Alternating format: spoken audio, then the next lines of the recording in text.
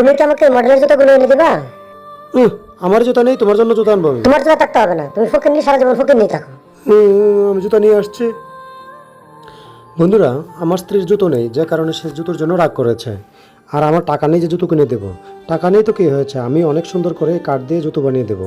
বন্ধুরা, আমি যতক্ষণে জুতো বানাবো ততক্ষণে তোমরা ভিডিওটিতে একটি লাইক দিয়ে চ্যানেলটি সাবস্ক্রাইব করে দিও।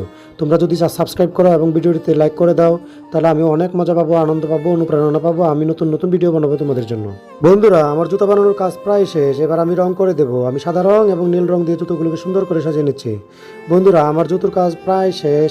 আমি আশা করি জুতোটা তোমাদের পছন্দ হয়েছে। বন্ধুরা, যদি পছন্দ হয়ে থাকে তাহলে অবশ্যই ভিডিওতে একটি লাইক দিয়ে চ্যানেলটি সাবস্ক্রাইব করে দিও। এই যে তোমার জুতো পছন্দ হয়েছে? বাহ, কি সুন্দর জুতো, আমার অনেক পছন্দ হয়েছে। তোমাকে আমি জুতো দিব না, এই জুতো আমার জন্য বানিয়েছি আমি।